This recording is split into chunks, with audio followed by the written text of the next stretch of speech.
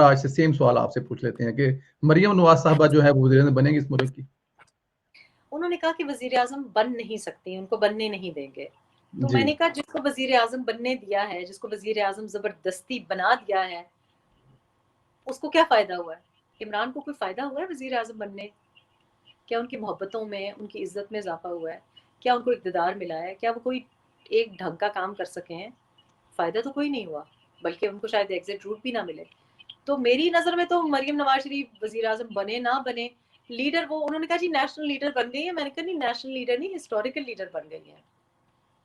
میں یہ بار بار بات دہراتی ہوں کہ ہمارے ملک کی تاریخ میں کوئی لیڈر، کوئی سیاستدان بلکہ ایسا نہیں ہے جو اسٹیبلشمنٹ کی آشیرواد کے بغیر بنا ہو.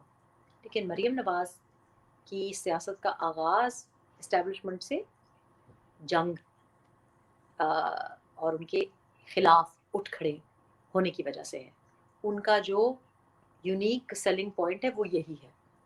تو وہ وزیر اعظم، دیکھیں لوگ تو یہ بھی چاہتے تھے، لوگوں کا پلان تو یہ تھا کہ مریم نواز شریف کی آواز دبا دی جائے، مریم نواز شریف کبھی سیاست میں نہ آئیں. لوگ تو یہ بھی چاہتے تھے، بہت ان کے خلاف ایجنڈاز تھے. لیکن ایک پلان آپ کا ہوتا ہے، ایک پلان اوپر والا بیٹھا ہوا ہے، اس کی ذات ہے. لوگ تو یہ بھی چاہتے تھے کہ ریحام خان بالکل ختم ہو جائے.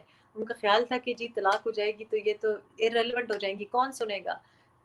کتنے سال گزر گئے ہیں، تو کون، آپ کو کسی کی نہ بیکنگ کی ضرورت ہے، نہ آپ کو کسی کے ایجنڈے کی، فائنانسز کی ضرورت ہے. اللہ پاک کی مرضی ہے، وہ جس کو جتنی